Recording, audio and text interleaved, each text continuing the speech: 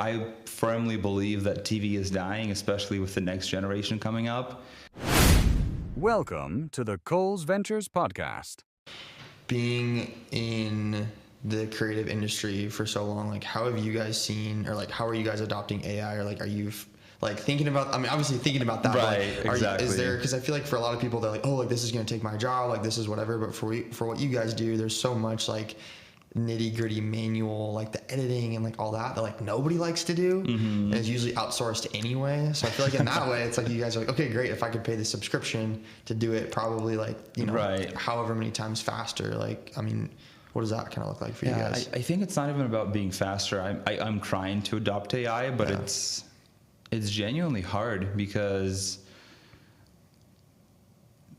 there is that whole conundrum of stupid people can get rich easier, because sometimes you just get an instruction saying, you're like, oh, cool, this is the instructions I have to follow and not overthink it. And I'm an overthinker. I will overthink every single thing AI does for me and every single instruction it gives, and I have my own idea of the way I want to do things. And I think that's why a lot of the film industry won't adopt AI quite as much, is because a lot of us are that kind of overthinker, nitty gritty, to where AI can get you to 80% of a job.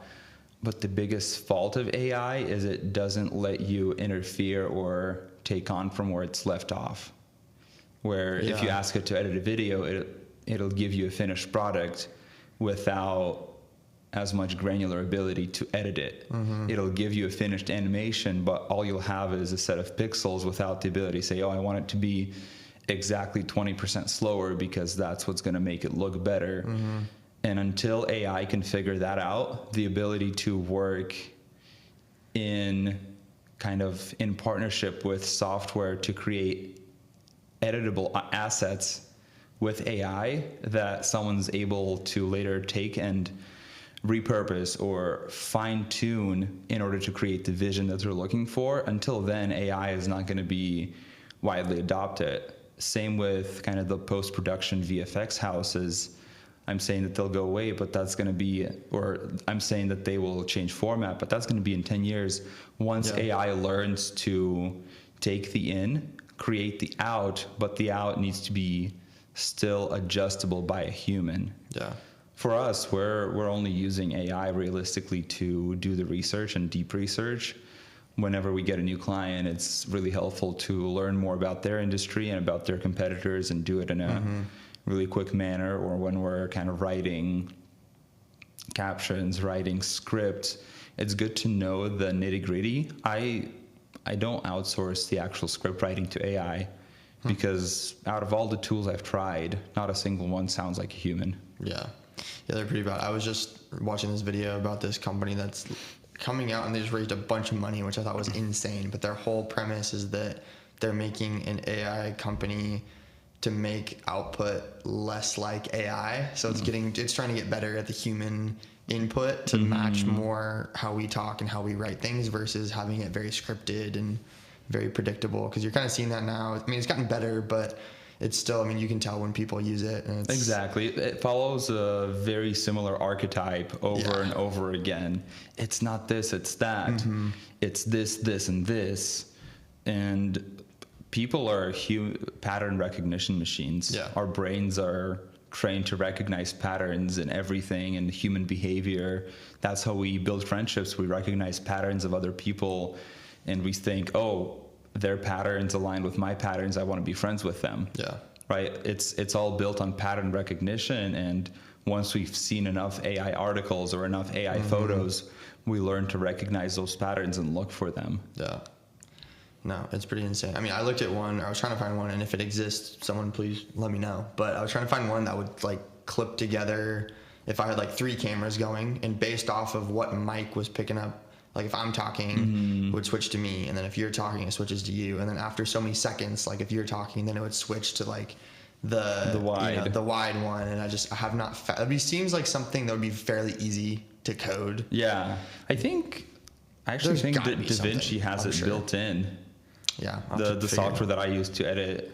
I am like 70% confident that one of the release notes a few years back had a like podcast AI feature.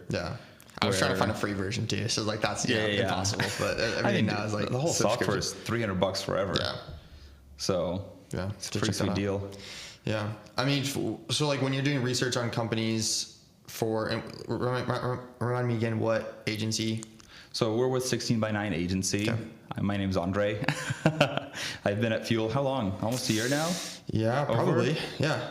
Something like that. It's been one of the starting members. Yeah, you could say that, because it was an awesome space, and you guys have been killing it ever since starting it, and kind of seeing it grow and get more offices, and appreciate that. Get a little drink fridge in the snack mix. Yeah, it's a big upgrade. Yeah. Yeah, I was gone for a few months doing all my wedding stuff and coming back and be like, oh, that's fun.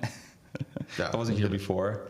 But yeah, we do kind of full house marketing, but more focused on video production for brands. We'll do a lot of things. We'll do kind of full brand build outs, a little bit of web design. We have a lot of people overseas, primarily Ukraine, who we're able to work with and create really high quality products. But our main product and our main specialty is that video marketing and bringing a brand from being unrecognizable on social media and people not knowing about it to then being able to launch huge campaigns and people learning about the brand, people coming to them, and a lot of times organically getting them leads, but also boosting it with ads and kind of 10xing the results. Yeah.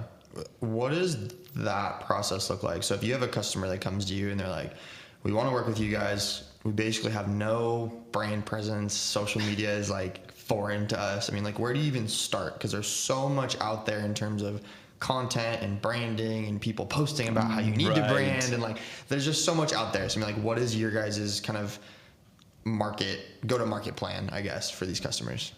Marketing is communication.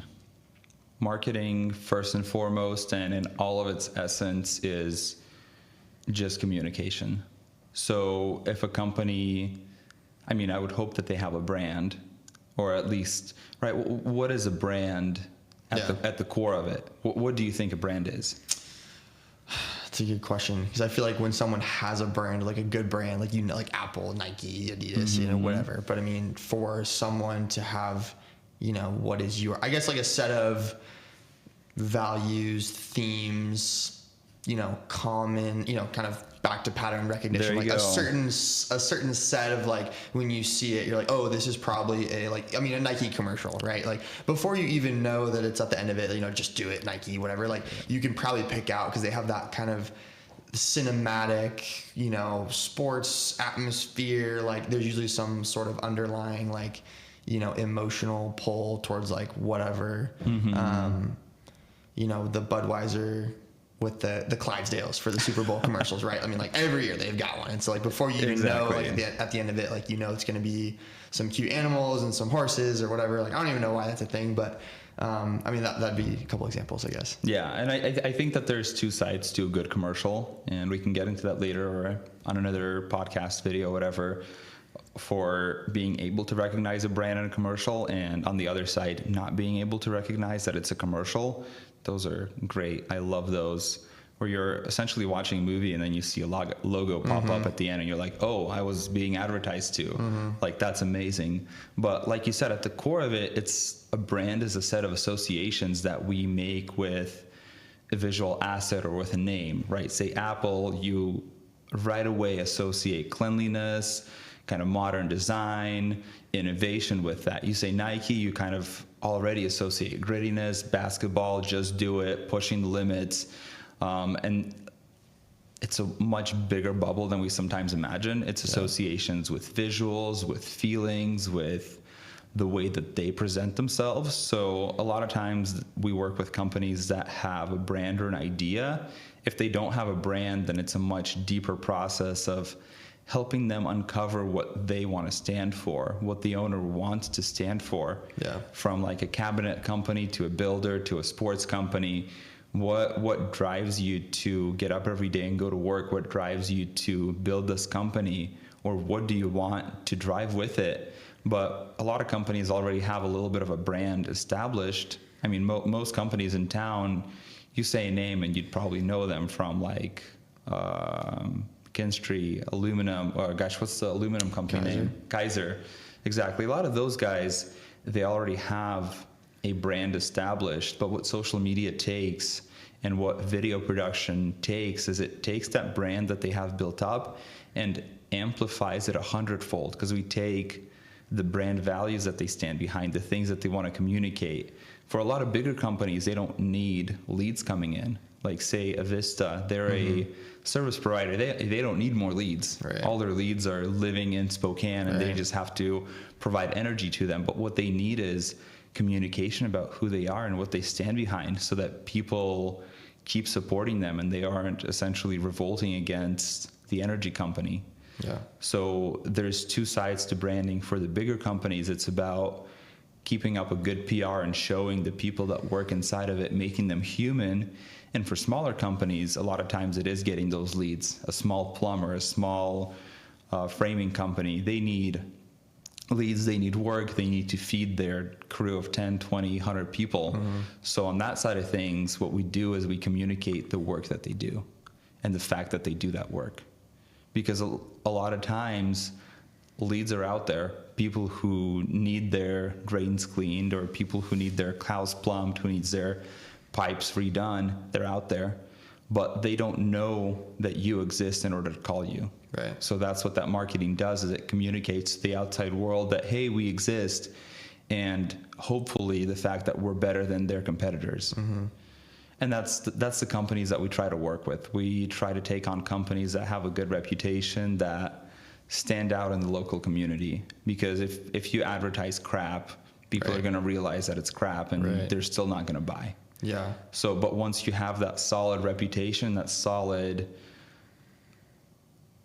spot in the local community, the fact that you can deliver on your promises, the fact that you can say, hey, we're the best framing company in the Northwest, and you can deliver on those promises, you can meet your deadlines, that's where we can work with them and amplify it 100-fold by making more people recognize them and learn about them and reach out to them. Yeah. When you guys are working with companies strategy-wise, is it more TV commercials and marketing? Is it more social media stuff? Is it more just, what kind of content, I guess, are you guys creating for them? TV is dying. TV is dying. Straight up, TV's dead. That's true. Me and my wife, we don't even have a TV in our house. Not even one? Not even Really? one. No. I have my work monitor. I have my laptop. She has her laptop. That's what we watch movies on. We don't have a TV. I haven't watched TV since I was in a hotel. That's the only spot where I'll watch TV is when I'm in a hotel. And even then, most of the time, I won't even turn it on. Yeah. So I firmly believe that TV is dying, especially with the next generation coming up. TV might be good if you're advertising to, say, like an average American 50 plus. Yeah. That might still be a good marketing strategy for you and a good communication strategy for you. But we really believe in social across the whole board. I mean, we took a brand, they're a manufactured home builder here locally. They're not a builder, they're a manufactured home seller here locally. And currently over 70% of their leads are coming in from organic social media, primarily YouTube and TikTok. Interesting. So that's more of your focus of like all of the social platforms. Exactly. And that the strategy isn't to just blast people with ads or on, hey, come buy from us. The strategy is to communicate the kind of work that they do to make people want to buy from them. I feel like socials lean in on so much more on the like storytelling about the company itself, and then the people will kind of go into the, like, oh, like what do these people do? Like they seem like a good company, like what, let me get into it. Versus TV, I feel like has always been more of like a, hey, like we've got this sale, like you should come down. Like they only have like 15 seconds, 30 seconds, whatever. Exactly. And probably easier for you guys of like, okay, let's, instead of trying to minimize the time that this ad or campaign or whatever is, like let's record all this time, and then if we need to, we can post to YouTube for like, an hour, 45 minutes, whatever. Exactly. It's probably a lot easier that way too. And then you can still get those short, quick hitter clips or whatever as well. Yeah, and that's when you get into the conversation of kind of content minutes and trust building. Trust isn't built over a single ad that a person watches, but trust is built over hours of content that a person consumes when they research. And when our client appears at the top of the list on YouTube when they're researching a topic, when they're researching plumbing, when they're researching manufactured homes, when they're researching framing, when they're researching granite countertops, when our client appears at the top with information that's useful for them, that's who they'll trust when it comes time for them to make a decision to buy, rather than just an advertisement hoping that a person is in the mood to buy right now, today. Right. Well, that makes a lot of sense. I mean, you've seen that kind of in the influencer realm as well, as people are not following brands as much anymore. They're following people that have similar tastes or similar interests or whatever. Yeah, and then, I love that trend. Yeah, I mean, it's good because then it's like you get, you know, from person to person, it's always easier to trust another person than it is to like follow a brand and be like, I'm a X, you know, person, whatever, to try and do that. That's it. Very interesting trend. I mean, for you guys, I mean, do you do a lot of stuff with influencers? Is it mostly companies? I mean, like, how does that work kind of with what you guys do? We don't really work with influencers or actors because that's, I mean, we'll take them when we need them for like a TV commercial or when we need extras for a family that's like a client of a company, but we love to work with real people. And that's one of our primary differentiators with companies and with our clients is that we try our hardest to work with real people. I will put the most camera shy people on camera, especially if they're the owners. They're paying me money to make them look good, so I'll force them to be on camera. Don't be afraid. But because that's the people who are really holding what's behind the company. An actor will never read an ad script with as much conviction as an owner will answer a question about his own company that he's been building for the last 40 years. And that's the biggest difference. And that's why we try our dang hardest to put real people on camera. We'll try to put real customers on camera. We did a really fun, actually, TV campaign, or I guess a multimedia campaign for the general store around 2 years ago. And it was a battle asking the account managers to get us real customers instead of actors. But that's what put the success of that campaign so high, is because we filmed the real people who were customers of that store who had a really good experience with that store, rather than just actors showing up and smiling. And anyone can hire an actor with a perfect American smile to kind of walk around and pick out some gifts, but not every actor is going to be like, yeah, I came to the store before it opened. The owner came out, opened the store for me, checked me out because I had to be running. And that's the experience that I had with these guys. And that's the difference. Yeah, that makes a lot of sense. When you're going after new leads or new customers, is there like a certain type of business that you guys work with? Or is it kind of just broad across the board? Whoever. I like to say that any business who has something to communicate is our client. A lot of our clients come from the construction industry because that's the industry that is currently booming and is needing more leads, and that's where a lot of the industry is moving to, is construction. A lot of people are inspired by the success of other kind of small construction company owners who are all over social media. They're starting their own companies. Some of them want to eventually sell to private equity. Some of them want to build a bigger company and keep building a portfolio of businesses. But that's the new generation that realizes that you need to communicate who you are and why you're better than your competitors. And that's a lot of our market right now. But any company that has something to communicate, and that's why I'm saying on the example of bigger companies, some of them aren't necessarily going to have more leads from a communication campaign, but they're going to have a better public reception. That's a lot of times more important for those giants. And then there's always going to be a mix when you're talking to the public, and when you are being a good company, when you are being out there and involved in your local community, leads will come from that. There's always bigger people involved in those events in the community that are going to be interested in what you offer. Yeah, definitely. What kinds of trends are you guys seeing in terms of like, is it more geared toward like a specific type of short form content? Is it more of like long-term people are gravitating towards? I mean, like, kind of what are you guys seeing in that realm? I think, funny enough, is just everything, as long as it's done right and intentionally. It doesn't matter today if you want to write a blog post and have an email newsletter, or if you want to just create short form content, or if you just want to make YouTube content, or if you want to be a TikTok influencer. As long as it's done with intention and it's planned, it's executed well, the trend is there and the people are there, because everyone prefers something. I personally grew up on the cinematic content, so I'm a YouTube and Instagram type of guy, and I love the cinematics, and I love when a video is filmed super well, lit super well. That's the kind of content that I enjoy watching. The kids growing up, and maybe some people who weren't as involved in kind of the YouTube boom of, I would say, 2013 to 2016, aren't going to be as attracted to that kind of content and rather watch TikTok that's a lot more raw and real.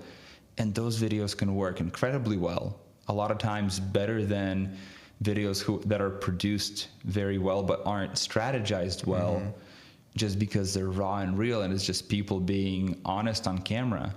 So I don't think that there's a specific trend in terms of content type other than it being intentional and well planned.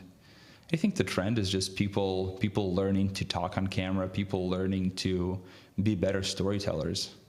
Yeah, that makes sense. I mean, we kind of skipped over this a little bit in the beginning, but how did you get started and involved in like that whole area, whole industry? Oh man, I go way back. I've thought about it at one point in my life, and I've realized that I've always been drawn to video. I mean, I grew up in Ukraine. I moved to America in 2013, and my parents had an old like film DVR camera. And when I was 4, 5, 6 and up years old, I would take that camera and make little Lego movies, just stop action animations with Lego figures. And that's, I think, where I got my start and love for things that are moving around. And then later on, I got really deep into tech at one point in my life. I was a nerd. I knew the name of every single video card and processor and RAM that came out. I loved gaming. I thought I'd be a gamer my whole life. And I haven't touched a video game in like the last 3 or 4 years. But during that time, I was heavily involved in YouTube and watching people, and kind of got drawn into the filmmaking side of YouTube, and I was really inspired by it. I really wanted to become a wedding filmmaker at one point, because that's the only realistic route that I saw for myself, because the only people I knew who made money with video were wedding videographers. So that was right around before COVID started that I started doing that, little family photography sessions and weddings. And I didn't do that many weddings throughout my career. I think I've done maybe 10 or 15, but even that was enough to be really tired of them, because they were all the same. They were all weddings are insanely boring from a vendor's perspective. Yeah. I just had my wedding like 2 months ago. Yeah. It was the best wedding ever. I loved it. It was super unique to me and my wife. Yeah. But to every single vendor there, it's just another wedding on the list. And that's what it was to me when I was shooting weddings, is that every single wedding is just another wedding on your list of to-dos. And it wasn't as interesting.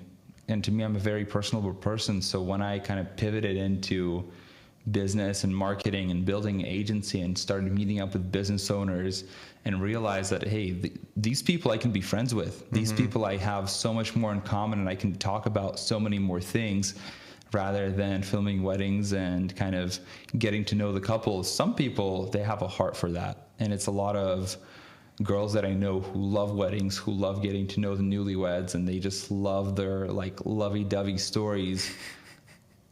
I love my business friends. I love it. I love grabbing a coffee with someone and learning how they were able to hit a revenue of 20 million last year and what struggles they've had. And that's the friendships that I really thrive with. And that's where I kind of like, oh, I love this kind of stuff, and I have a brain wired for marketing and strategy. I don't really have a brain wired to just make every new wedding that I filmed more and more creative, but I can work with every single business and make them more successful. And that's where I kind of finally found my little niche and path and continued on. I love that.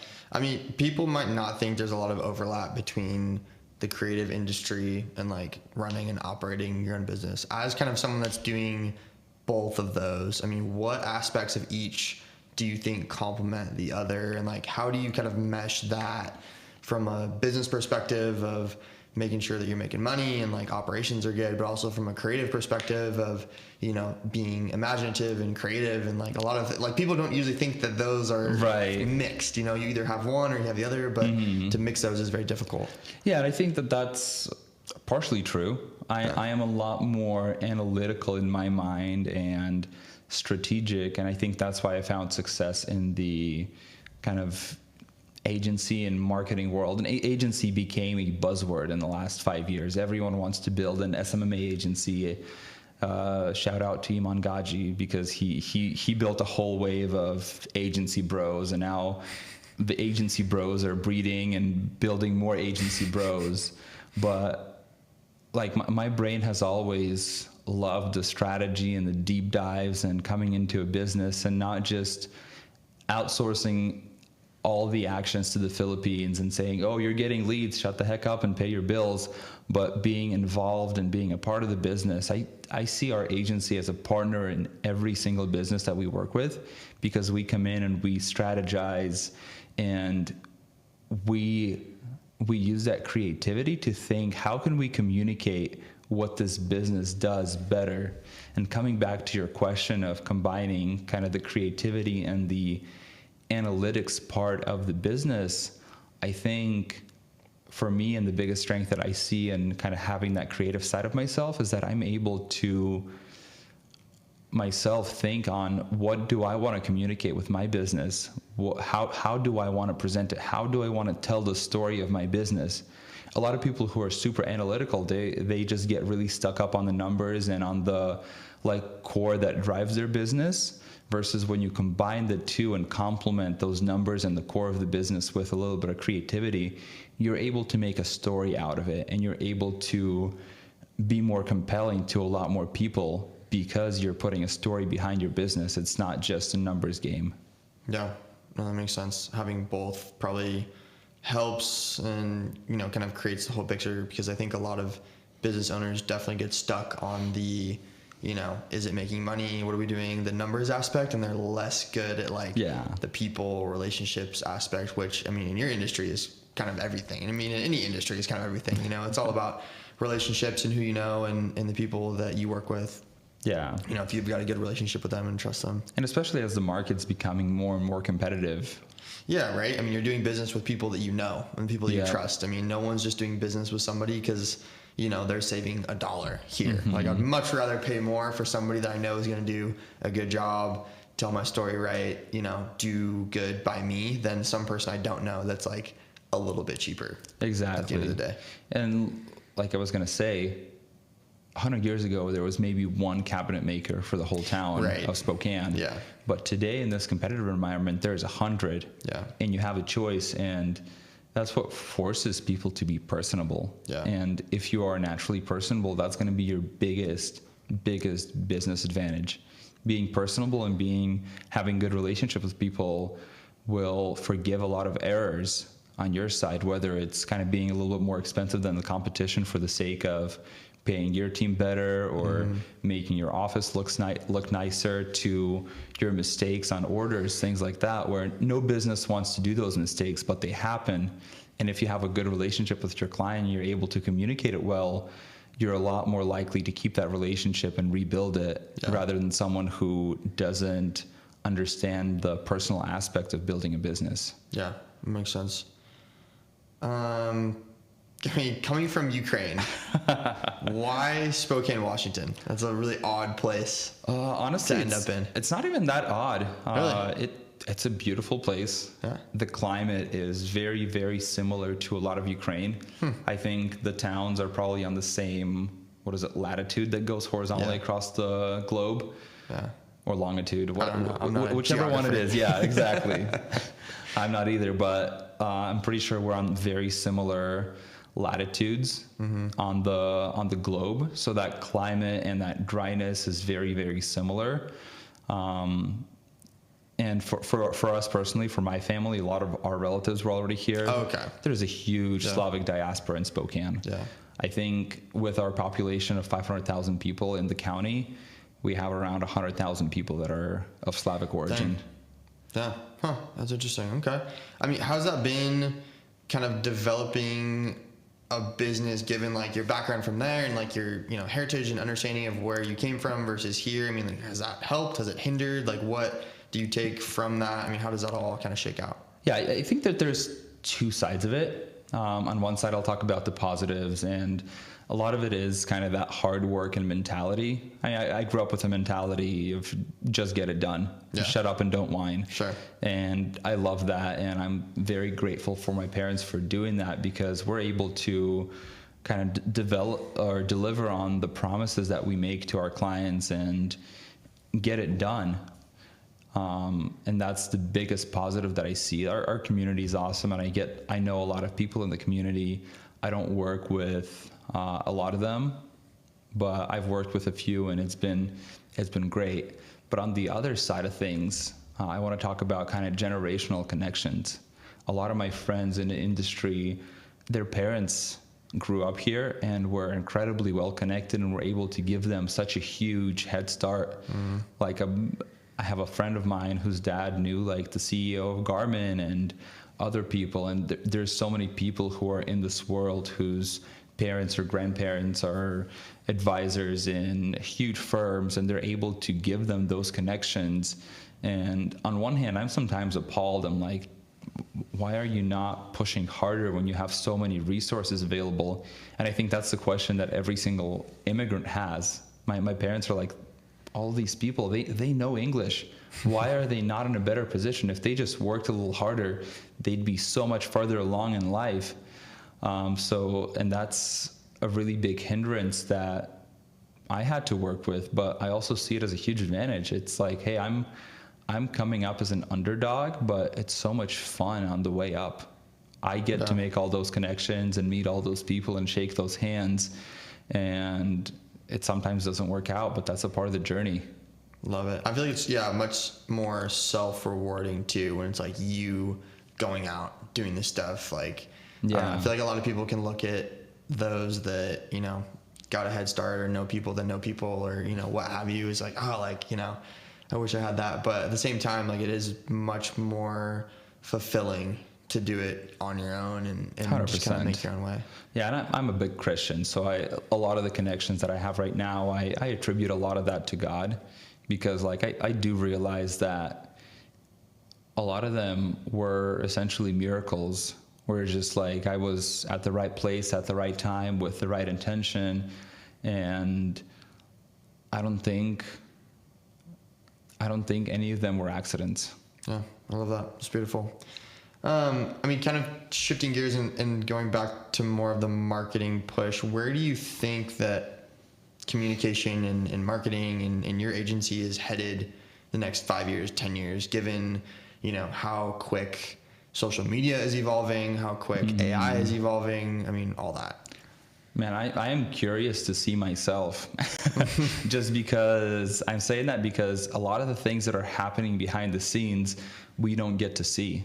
The AI evolutions that Claude engineers or Anthropic engineers that OpenAI engineers are working on, we don't get to see. Yeah. So we don't know what the future holds in terms of the algorithm, in terms of how AI is going to be more and more integrated into our daily lives. But my pure belief is that communication and marketing is going to be more and more personable, with more and more ability to create agents and to automate emails and everything else. The more personable you can be, the more people will trust you. That's why I haven't automated any of my emails yet, because I want to be the person typing it up and pressing send. as unprofessional as it might sound sometimes, I'm human and I want to have a human connection with other people. Yeah. And that's the number one goal. And I think that that's where, right beyond marketing, all of communication is headed to be more personable, to be more out there with real people, to go out to networking events. And we're kind of going to evolve backwards as technology evolves. Yeah. And I don't know. I can ramble a lot about AI and what I think the future is going to look like, but I'll kind of end this thought with the fact that I really think that all of marketing communication is going to focus on being personable. Agreed. Yeah. I've got this theory. And tell me what you think about it. I think eventually you'll, and it maybe is not quite cut and dry as what I'm about to say, but likely we'll have, there's like, you know, a portion of the world that will adopt it just all in, right? They're like automating emails, automating, you know, their life, their homes, or whatever, like fully all in, like connected throughout. And then I think you're going to have this subsect of people that is like complete opposite, that maybe goes to the point of like no technology and like even reverting to just like, I'm going to go out in the woods, build a cabin, like hunt fish, grow my own food. I mean, whatever. I mean, I don't know if it's going to be quite that extreme, but I mean, you're kind of already seeing that with people like already saying like, hey, I don't want to use AI. Like, I'm not going to use it. I want to do it, you know, from me to whoever it's going to, like, it's going to be a lot better that way. I mean, I've heard even, you know, software engineers say that of like, I'm not going to let AI write my code for me. Like, I'm going to be the one to write all of it, even in like the tech world. Mm-hmm. Yeah, I totally agree with you. And that's kind of the theory that I was going to get into if I didn't stop myself is that the world's going to split. And to continue your theory, I think that the people who adopt AI a little bit too much, we're going to see what we're seeing already, but the theory, the dead internet, that's the theory, if you've heard of it, where people are going to get to a point where everything is so automated that once all humanity dies, the internet continues going on and posting because it's all the agents who are just replying to each other, trying to promote whatever they were coded to promote. And I think that's realistically what we're heading into with AI is if everyone starts using an agent, humans are going to fall out of the equation and it's just going to be a dead internet full of agent gatekeepers and agent outreach and agent social media and everything else. And personally myself, I'm very much on the side of reject technology as much as my job depends on technology. Like I would love to vibe code an app, sell it for $20 million, buy 50 acres in a forest and never ever see AI again. Yeah. I love building. I love building companies and strategizing things, but I would much rather do it in a way that's not dependent on inhuman automation. Yeah. I'm almost to a point where like some of my ideology is to reject branding.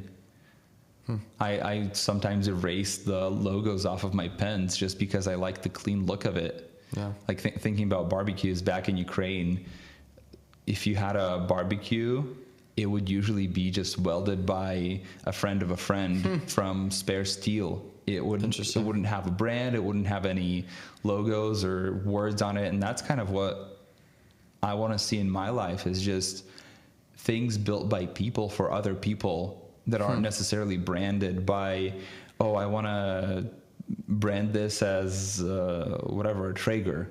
Yeah. I just want a good barbecue that does its job without a name that screams at me every single time I open it up. Someone's going to hear this and they're going to make that brand. They're going to be like the no name brand. No brand. I've thought about doing that. That would be so much fun. And it just like, I think that it has a place in the world and there's enough people who don't want to see a brand in the appliances they use that you could be successful in doing that without putting your logo everywhere. Yeah, agreed. Okay, that's a great place to stop. I've got a couple rapid fire questions for you before we wrap up completely. What do you think is the number one most underrated social platform? All of them. Every single one. YouTube, long form YouTube. People think that it's phasing out, but it's phasing in more than ever. And those content minutes on people who actually put a strategy in and execute on it really well are paying off thousandfold. Biggest example being Caleb Ralston. Around half a year ago, he published a 6-hour course on personal branding. And from his words, right now he has, I think, over 5,000 leads in his email that he can't answer and that he can't deliver to because he doesn't have the capacity because of that one video. That's pretty insane. I mean, it kind of goes back to your thing of, true to type, like just raw, like people want that. I mean, more than ever, right? I mean, I've had suggestions for this too, of like, oh, it's like too long or too short or do this. And I'm like, I don't even care, whatever. Like I barely edit it. It's just people want to see and hear the slip ups and the stutters and the pauses and whatever. Like, cause you can tell when people clip together, especially podcast episodes, it's like an hour of just like constant blah blah blah blah blah blah. Exactly. It's like that's just not how people talk. Like people don't. That's not how you operate. So you can. 100% agree. One business could be in Spokane, could be across the globe, whatever. That you'd love to work with that you have not yet. You sent me that question, but I haven't really gave thought to it. Okay. But I think a company like Avista, where there's just so many employees, or that we could capture the stories of and bring them to the social media and let the people know who they are and be able to interact with them. Yeah, I like that. Something that you've changed your mind about in the last year. Last year, vertical content, I kind of embraced it. Okay.